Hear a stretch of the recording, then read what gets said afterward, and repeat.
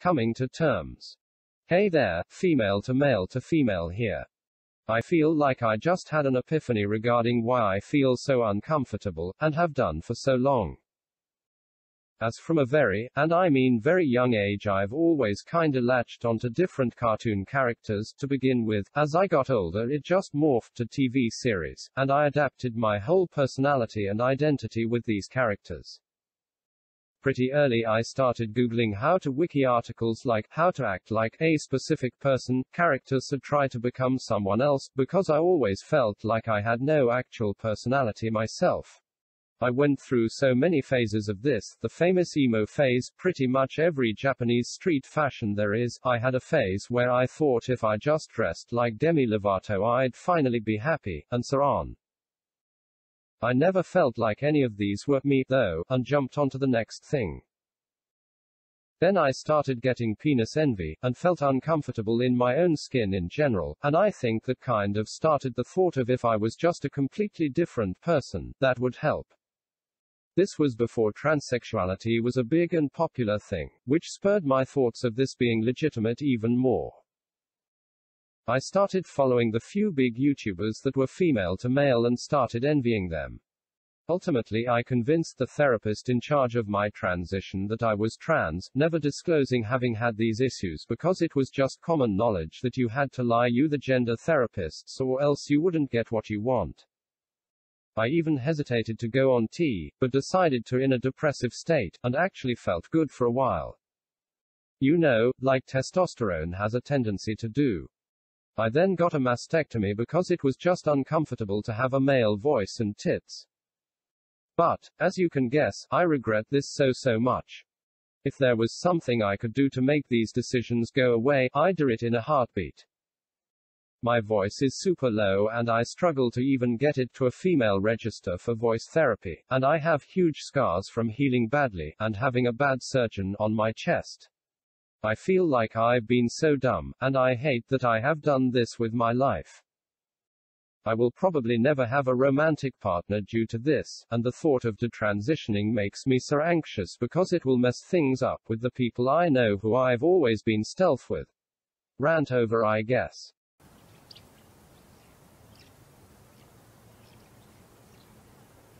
My detransition haunts me and I can't seem to move on from the years I identified as female to male. Cry for help, sir, I'm female to female, if you can call it that. I only socially transitioned and changed most of my legal documents. Almost daily I think about my time from 2015 to 2019 that I was presenting as male. It feels like this huge secret hanging above me. I feel pressured to tell every guy the first date now and they all have taken it well or don't care cause it's the past. But when I reflect on my transition I felt like someone new took over my body. It wasn't me. And now I have someone else's memories in my head. Sometimes I feel like my new name isn't even my name. Sometimes I read my birth name when it's really my new name. Maybe I still want my birth name back. I can't though. My siblings got mad when they had to explain to my 3- and 4-year-old nephews that Uncle R is really Aunt R, and maybe they were young enough that it won't mess with their memory of me, but I can't just change my name on everyone again. My parents and older family still call me my birth name cause they either switch between names or never supported it. And honestly I wish I never did that. I know it might seem like nothing to some people who medically transitioned or had surgeries. And God, I feel almost thankful I never made it that far. But I can't just move on from the idea of that stage being over and the past. I'm going back to my therapist who helped my transition because maybe she can help me move on from a professional point of view. But does anyone else feel like this? How are you dealing with the aftermath, years after the detransition? How do I deal with this other person's memories in my head?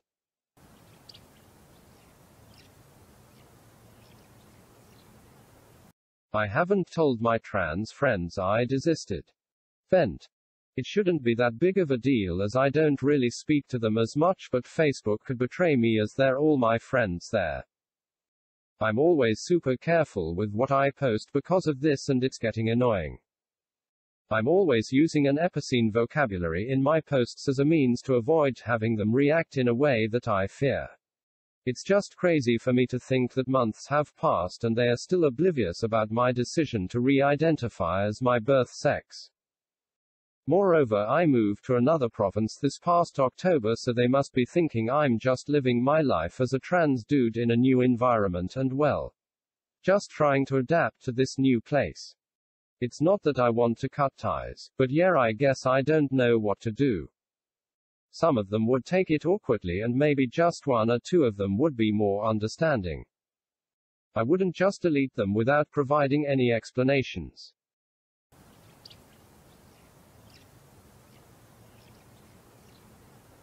What's with all the hostility from everyone? Semi-rant, vent. It's 4 a.m., so sorry if this comes off like a ramble, seems to be a theme with my posts here.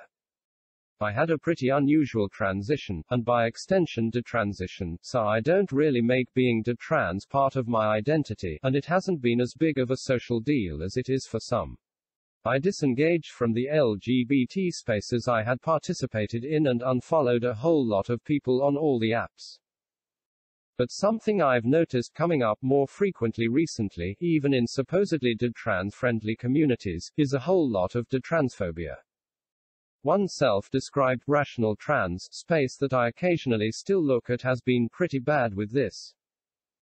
They've sorta ramped it up recently, with a lot of invalidating and language policing of detrans experiences, claiming we could never experience dysphoria or relate to trans experiences, although, surely discomfort with HRT surgery is dysphoria. They've even welcomed rabid homophobes with open arms, e.g. one who claimed detrans people can all rot in hell, direct quote 10 upvotes. And this isn't limited to that sub. From when I was more involved in trans spaces, it seemed to be a common thing to just be horrible about anyone detrans. It's also not limited to Reddit. I've had to unfollow and block multiple people on Twitter, who I followed for completely unrelated reasons, because they've shared some repulsive stuff about detrans people. Saying they should just shut up, how 100 detrans people suffering is worth it for one trans person's benefit, etc. It's quite terrifying to see this normalized in circles unrelated to trans people, and it feels like it's spreading more here in the UK with the GRA reform stuff. It's not even limited to trans-positive spaces, a lot of more critical and trans-negative spaces also parrot similar rhetoric. Calling detrans people, especially detrans women, of which I am not, so I can't speak for that, mutilated, invalidating dysphoria or just general hostility is common from what I've seen too. I don't have as much experience running into this, but I've seen enough. I just don't really understand it, naive as it sounds. Like I said, I don't make being detrans part of my identity. This account is pretty much the only public place where I've expressed it, and so I try to not let this kind of stuff get to me. But that means I can't talk about it without exposing myself with something deeply personal, and Twitter drama really isn't the right reasoning for me to infodump about my mental health history publicly. I guess where I'm going with this, has anyone else noticed or experienced an uptick in this anti-detrans rhetoric online? Am I just really late to this cruelty party? The Transmed sub in particular has a lot of overt detransphobia going on. I've seen some users voice a desire to language police us. Apparently it offends them that we say we were ever trans. This is because to them, transgenderism is in the brain.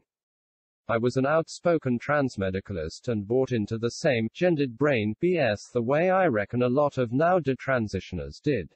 A user here did a lengthy refutation of the so-called science behind the transgender brain a while back, yet they'll often say we never had dysphoria in the first place, or that we were tricked into it by too cutes, Tumblr culture and so on. Thing is, they need some kind of scientific evidence to back up the transition. It's apparently not enough to say you're still plagued by debilitating dysphoria in adulthood and therefore need to transition. Many of these people are minors who'll find themselves outgrowing the dysphoria a year into HRT. Of course, you also need to state, That you have some kind of condition in which your brain developed differently from your body.